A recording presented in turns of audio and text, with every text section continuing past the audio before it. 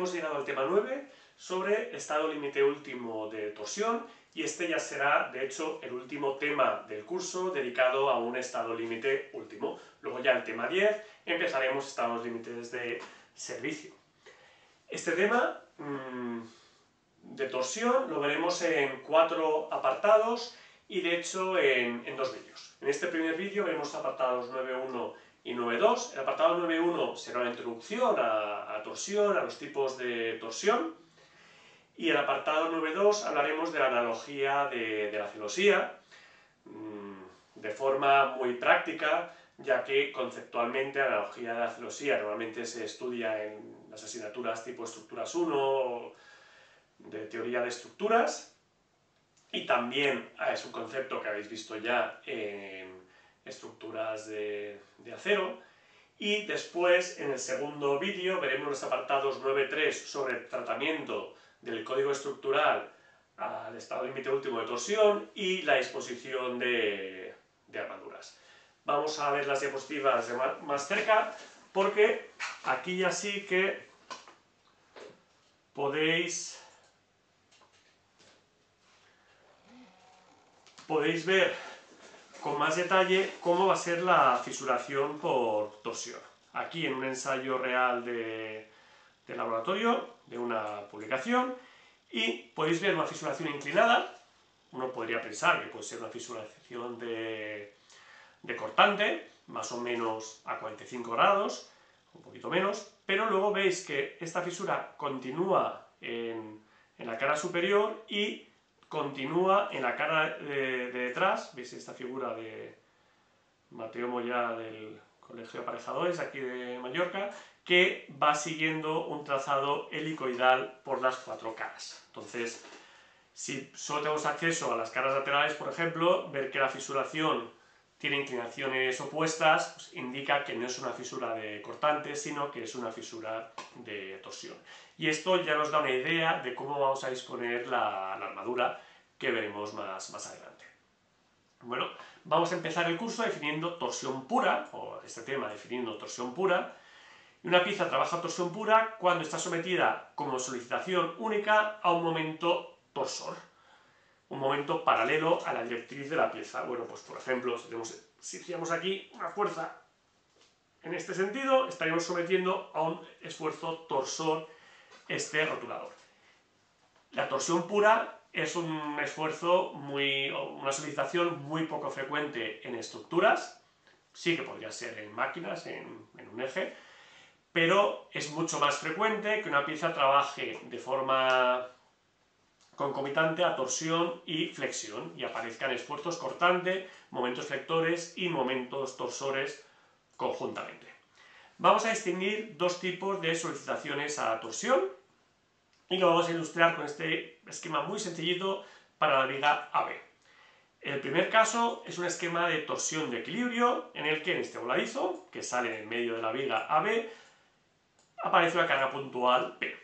Entonces, fijaros, con este esquema estático, si no somos capaces de resistir la torsión en la viga AB, esto de aquí se transformaría en un mecanismo, giraría, ¿de acuerdo? No sería una estructura.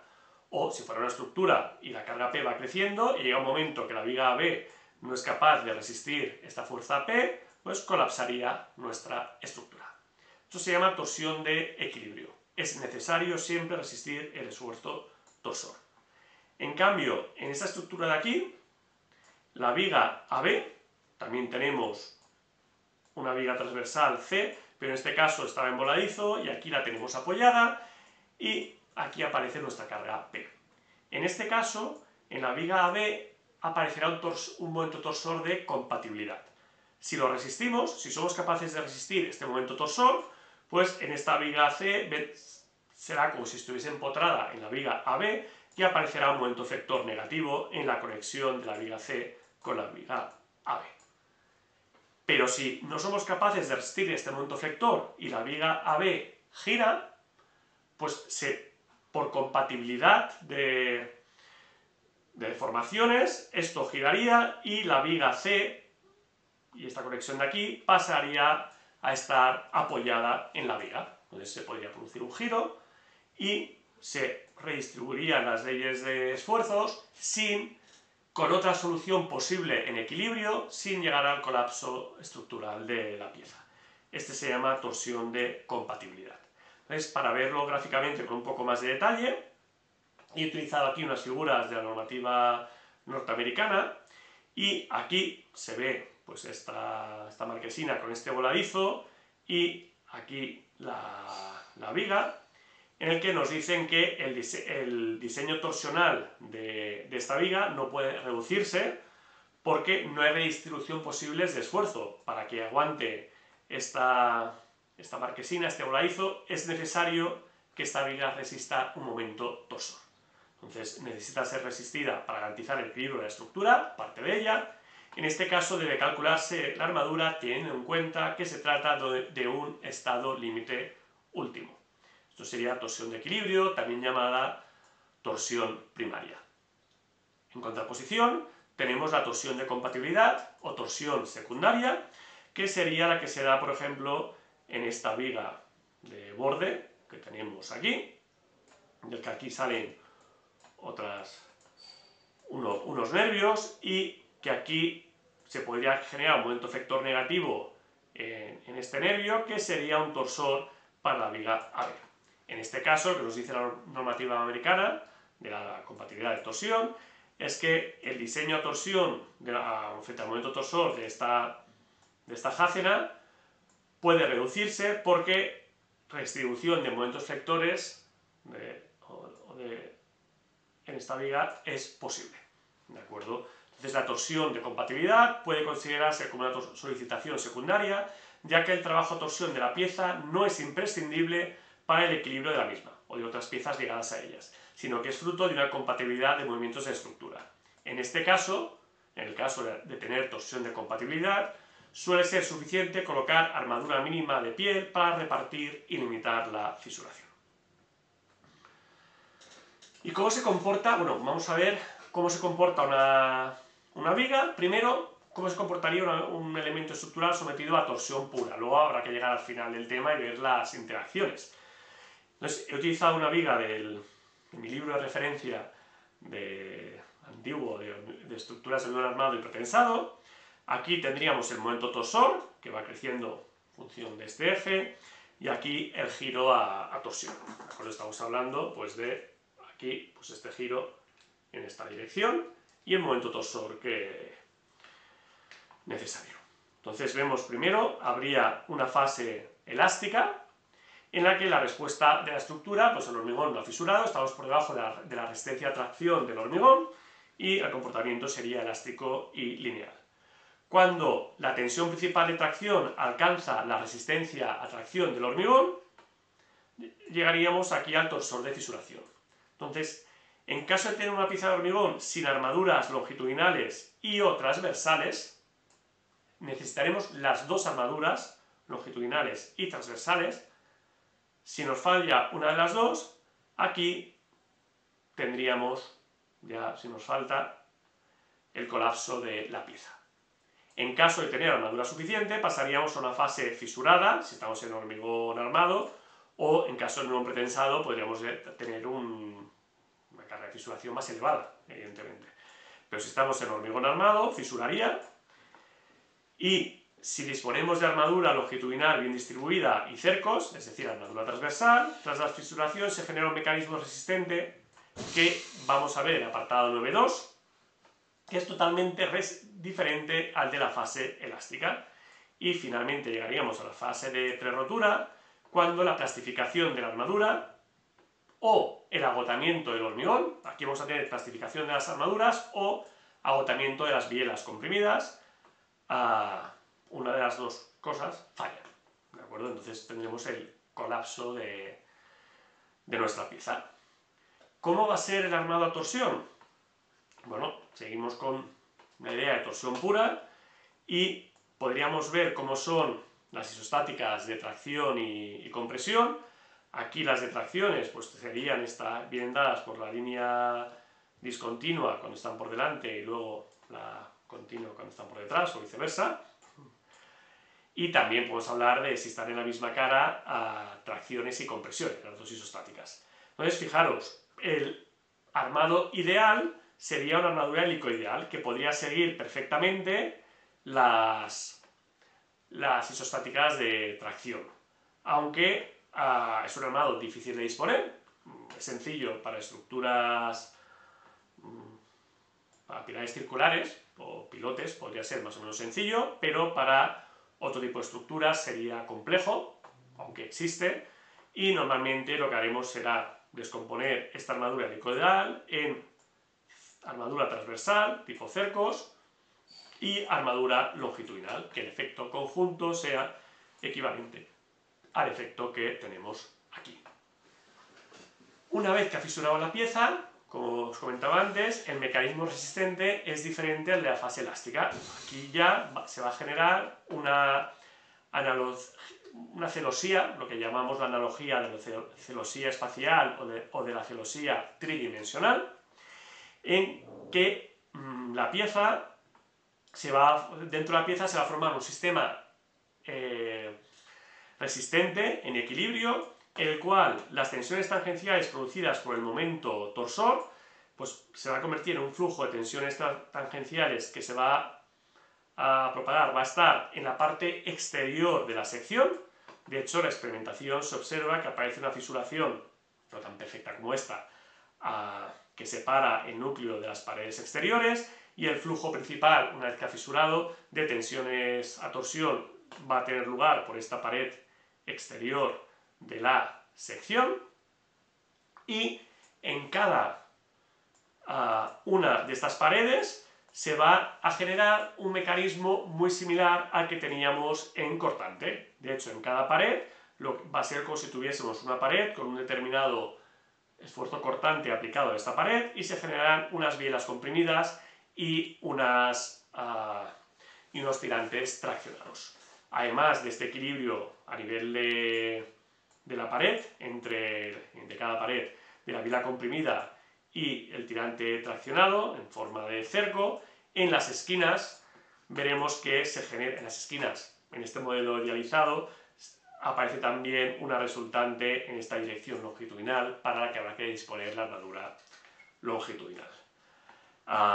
Este sistema de bielas, que en este caso sigue después en las otras caras, pues tiene un ángulo próximo a 45 grados, y de esta forma generamos un sistema de fuerzas internas compatible y en equilibrio con la solicitación del momento torsor. Para poder trabajar con la analogía de la celosía espacial, que viene en el código estructural, en el apartado capítulo 6, bueno, artículo 6, que sería el estado límite último, pues el artículo 632 del anejo 19, habrá que definir algunos conceptos. Entonces, sea cual sea la forma de la sección, aquí en el código estructural pues nos lo definen con una sección pentagonal, que no es una sección muy habitual, pero bueno, sirve para ilustrar el problema. Pues primero de todo, aunque sea una sección maciza, habrá que definir un espesor eficaz de la pared, ya que se van a producir una fisuración interna que va a hacer que el núcleo del hormigón, esta zona interior, no sea eficaz. Este espesor eficaz de la sección T sub F, I, de la pared I, cada pared va a tener 1, ese espesor eficaz de la pared se puede tomar como el área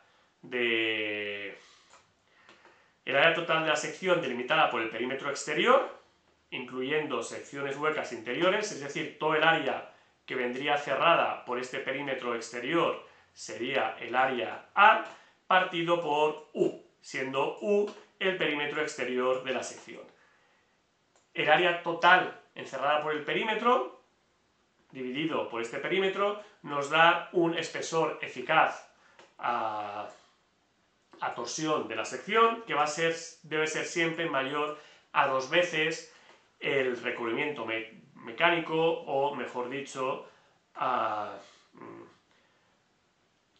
no debe ser inferior al doble de la distancia entre el borde exterior de la sección y el eje de la armadura longitudinal, que es lo que he llamado aquí recubrimiento mecánico. Y aparte de definir este espesor eficaz de la pared, hay que definir el área encerrada por la línea media de las paredes. acuerdo? Entonces estas paredes, este espesor eficaz, va a haber una línea media que viene aquí definida por este límite, pues de perímetro medio que llamamos U sub K, y este área que he marcado en azul será el área sub K, que es el área encerrada por la línea media de las paredes conectadas, incluyendo las áreas huecas interiores. Entonces será un valor que tendremos que sacar, que viene de la analogía de la celosía espacial. Bueno, en una sección rectangular, pues estos parámetros van a ser más sencillos de definir. Pues el espesor va a ser el área partido por U, el área pues B por H, y el perímetro exterior 2 veces B más H.